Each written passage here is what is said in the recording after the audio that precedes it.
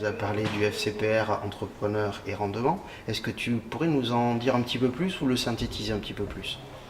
Alors FCPR, entrepreneur et rendement numéro 4, contrairement à ce que son nom indique, est le 7e millésime d'une gamme qu'on a lancée depuis déjà 2013, qui a vocation tous les ans à investir dans une vingtaine de sociétés, PME entre 20 et 50, 70 millions de chiffre d'affaires, matures, rentables, en croissance, qui ont besoin de financement alternatif puisqu'elles veulent se développer mais elles ne veulent plus se diluer. Donc l'idée c'est aux côtés des banques de leur proposer un nouveau financement, de pouvoir faire un modèle de financement qui soit adapté à une croissance, donc pas trop coûteux en BFR et qui au niveau des investisseurs permettent quand même d'aller chercher un rendement important.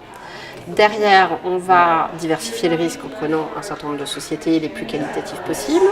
Et surtout, on va obtenir une garantie de la Banque européenne d'investissement qui a vocation vraiment à absorber une partie notable du risque, puisque s'il y avait des mauvaises nouvelles, s'il y avait des pertes en capital constatées, quelle que soit leur taille, la Banque européenne d'investissement prendrait la moitié de sa charge. Donc on se retrouve avec un produit qui est virtuellement déséquilibré, mais en faveur du souscripteur, puisqu'on va prendre des bonnes nouvelles, on va encaisser les flux qui sont prévus par les contrats des entreprises, et si elles venaient à ne pas payer, on ne serait impacté qu'à hauteur de la moitié de notre investissement.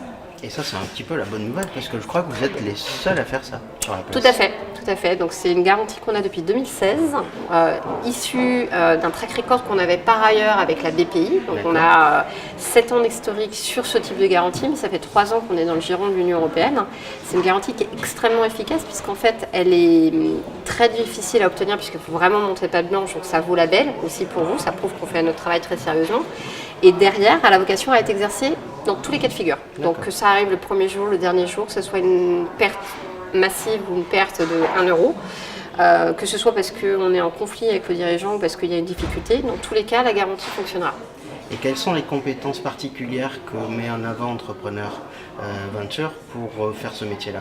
Qu'est-ce qui vous caractérise quelque part dans votre valeur ajoutée? L'empathie. L'empathie de l'entrepreneur. Non, réellement, être entrepreneur, c'est le métier le plus solitaire du monde. Surtout dans une PME. Vous êtes coursier, vous êtes décisionnaire, vous êtes assistant social de vos salariés et pour autant, vous n'avez pas forcément l'équivalent à votre côté. Et les financiers, c'est le sujet majeur, puisque une entreprise de notre jour, quand elle a des difficultés, c'est souvent essentiellement pour des problèmes de financement, mais ce n'est pas forcément un partenaire au quotidien. Donc c'est des sources d'anxiété potentielle. Nous, on va essayer d'associer le financement avec un vrai accompagnement.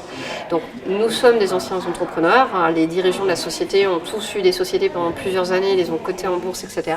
Savent que l'histoire est belle à la fin, mais qu'il y a des vrais moments de difficulté. Et donc, on va être là aussi bien pour trouver des solutions stratégiques, aider au recrutement de quelqu'un ou juste avoir une épaule compatissante quand ça peut être nécessaire. Donc, on essaye d'être un peu plus empathique que le métier ne le supposerait a priori. Et pour terminer là-dessus, au niveau de FCPR Entrepreneur Rendement, au niveau du rendement justement, si on doit en donner un? Alors la promesse produit, si je puis dire, l'engagement en tout cas, vraiment notre volonté, c'est que bon an mal an, sur tous les millésimes, on essaye vraiment de se rapprocher d'un TRI cible de 6% pour tout le monde, y compris pour ceux qui payent le plus de frais.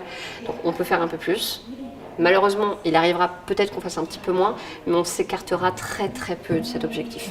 Super, merci Ariane. Donc on récidive pour ces journées financières du Capitole? Mais quand vous voulez. Merci beaucoup.